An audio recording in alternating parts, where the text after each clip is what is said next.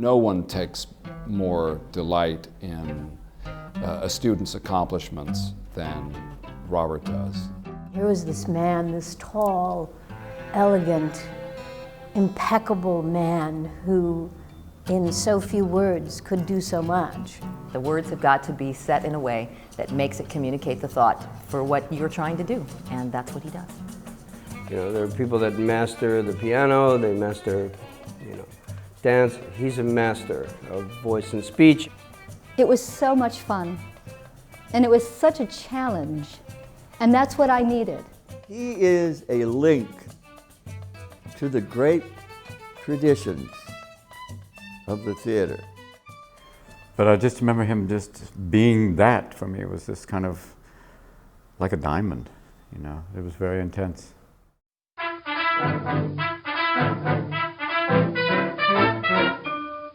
Doc Lee, who was the head of the theater department at the University of South Dakota, picked up 14 of us and we went out to the Black Hills and sat down and said, "We're a theater," and began to do plays.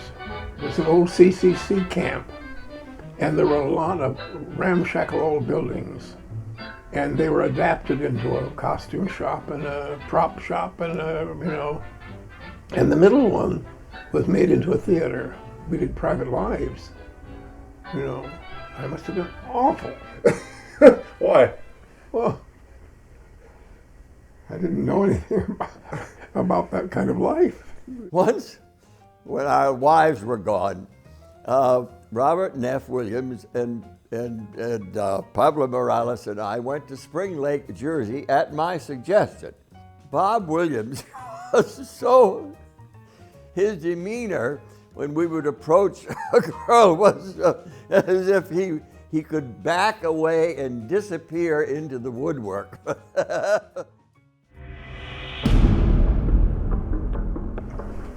Nothing to say. Everybody went. I wasn't a kind of foot soldier. I was in a headquarters company that was responsible for publicity and all of that.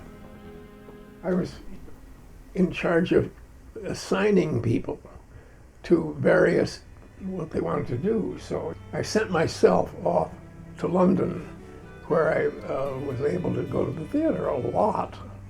So I saw, Olivier and Peggy Ashcroft, the whole crew.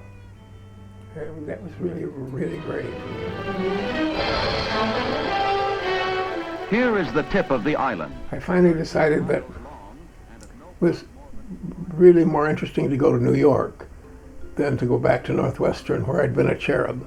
I came to Columbia because I knew Ted Steele. I was hired to teach 2 sections of basic speech.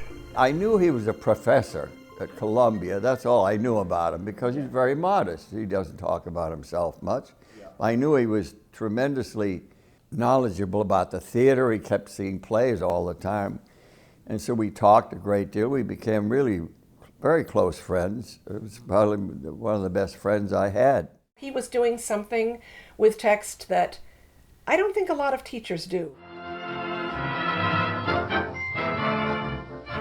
When Elizabeth Smith came to this country, I gave her her first job with teaching. She knew John Houseman. Then she asked me if I would come down there, so that's when I did. His section on speech melody is extraordinary and explains so much about not only how we take language apart for the theater, put it back together for the audience, but how we hear language. He blew my mind every single day with the exercises and his strictness.